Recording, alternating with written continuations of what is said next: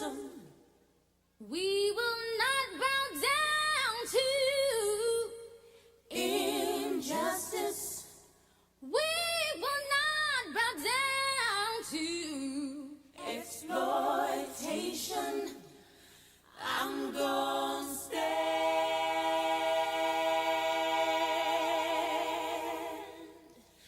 I'm gonna stand.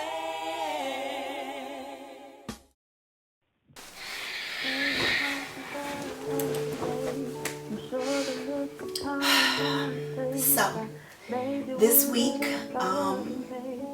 we couldn't just have the regular Naylor Way show, because what's going on in America right now, you can't ignore it. Raising kids in America right now, this is like the most wild experience ever. I know my dad used to think I'm gonna be, educated. My mom and my dad educated, my grandparents educated, and it seems like trying your hardest, getting the right type of education, it seems like those things like automatically line you up to be successful. And it's like, and then you have the biggest hurdle that we as Black people experience in our lifetime, and it's racism.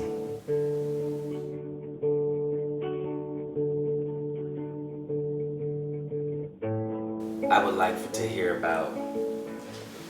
hear from your perspective with the tone of how things are now versus, not even like a versus, but I know you expected for this type of stuff to be over with. Right. You know what I'm saying? So seeing it still today, how does that make you feel? The current events of today make me feel disappointed because I grew up in the 50s, born in 1952, grew up in the 50s and the 60s, and it was during the civil rights movement, and during those times we always referred to it as the struggle. And we said, well, what was the struggle? The struggle for equality, the struggle to be treated as an equal. So to put it in reference, I always go back to Civil War times. And I'm not going to do a whole history lesson, but just to talk about when we came to the U.S., over 400 years ago, and we were enslaved. And then we had the Civil War in 1865. We were free, we were able to vote, and it was a period called Reconstruction that lasted about 12 years, and we flourished from a voting standpoint. We sent Black representatives and senators from the South to Washington, D.C. But after that period called Reconstruction, it ended up that because of just outward racism from the KKK, Jim Crow laws, we ended up not even being able to vote after 12 years after the Civil War. And you say, how did all that happen? It happened because there was a lot of pressures put on us to keep us from becoming totally equal to the rest of America.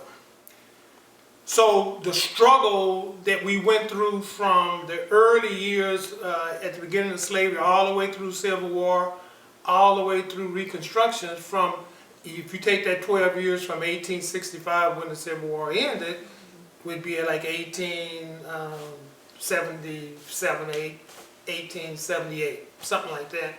That's when Reconstruction ended. From that time period all the way up to the 50s and 60s, 1950s and the 60s, a lot of blacks could not vote. The push then was to become educated. My father was educated. He had a doctorate in divinity and theology. My mother was a school teacher. She had a master's degree. So they pushed education on us, and a lot of my cousins went to college because the way that we were taught in the 1950s, 60s, 70s, 80s is the way for black people to get ahead was to become more educated. So I have a bachelor's degree in mathematics and a business management master's degree. So the point about education is, and we always wanted to get our kids educated. You know, as a black man, I wanted my sons to become educated, and they all went to college. And when you tell me this, when you got your education and graduated, did you feel like you had accomplished the milestone that would allow you to get out of the racist, ways of the South? That's kind of what I thought when I got my education. First thing I did is I moved from Texas to Michigan. Did you feel like the North was less racist than the South? That's what I thought. I thought that it was less racist, only to find that there was racism in Michigan also. In the corporate world, there was racism. In the social life, there was racism.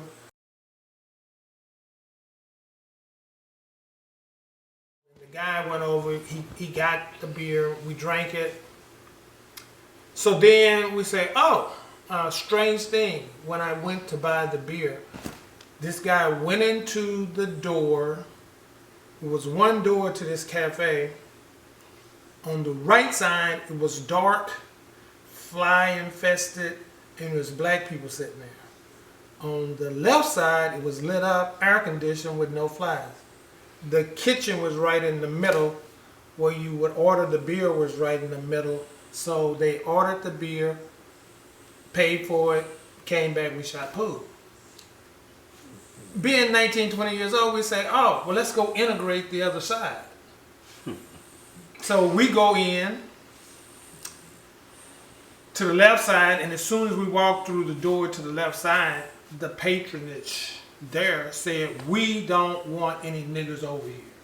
That's how we were greeted when we went in. So we sat at the counter and said, we want to order a 6-pack. And the lady came and told us that we were not with our parents, and to order beer, you need to be with your parents. And we said, well, this guy just came in, he didn't have his parents, and you sold it to him, but you sold it to him on this other side. So, to make this story short, what she said was, do you know what I would do to you, nigga? This is the lady at the counter? This is the lady at the counter. This was like in 1971. She put a shotgun right on my nose, just like that. Set it on my nose. Shotgun. 2 barrels. Do you know what I do to you, nigga? That was the first time I had ever had a gun pointed at me, let alone like put on my nose. So I backed up from the counter. Backed up, I said, okay, not a problem. So I backed up. All of us did. We backed up. We left out. And so we had a plan. Our plan was immediate plan. We were going to firebomb the place that night. That was our plan. So as storied as my career is, I came that close to getting blown away. That's one thing.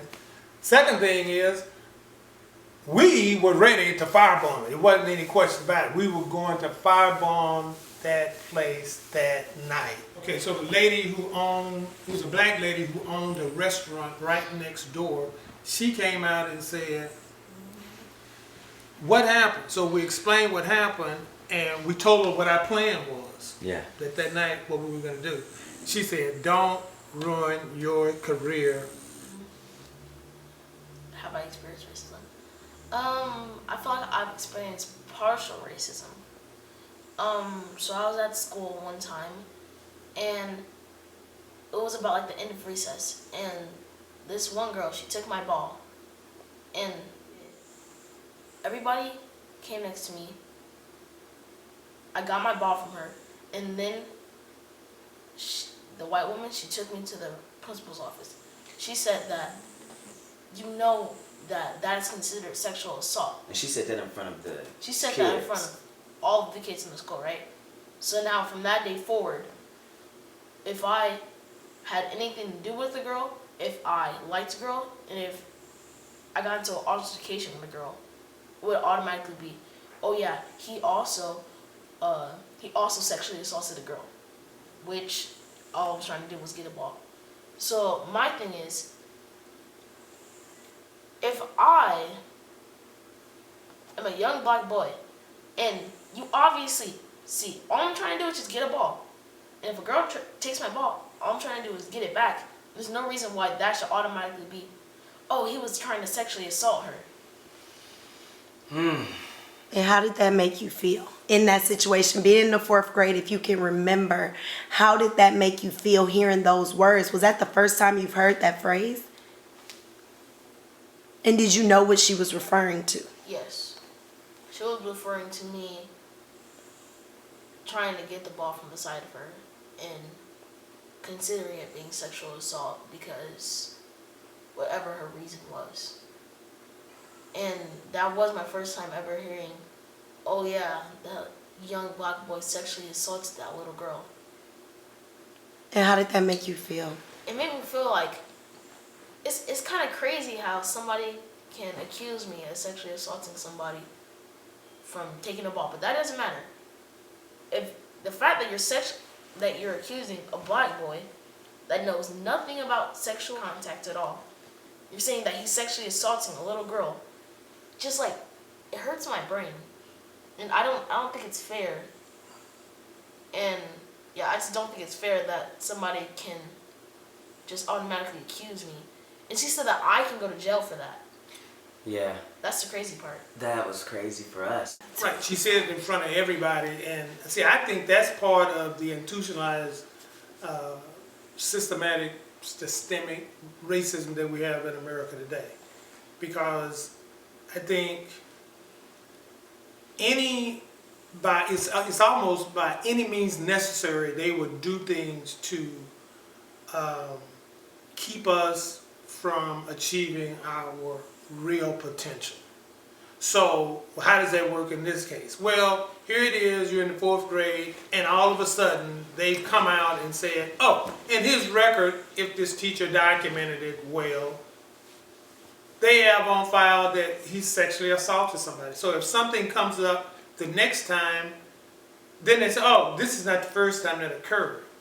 And what does that do? What that does is when it comes down to a teacher, if it came down for a scholarship or if it came down for some type of award, they could come up and say, well, you know what? He's not a little moral citizen. He might can do this well. He does this well.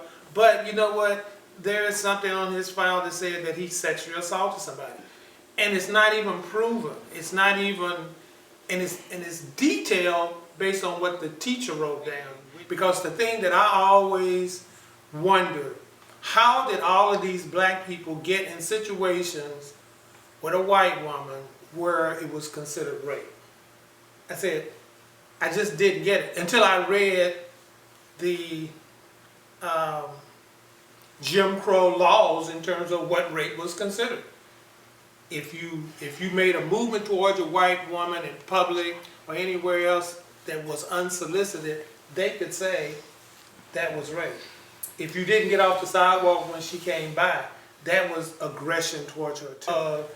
Tony, when it ended up that AJ was accused, well, what do you and Kayla do to try to set the record straight?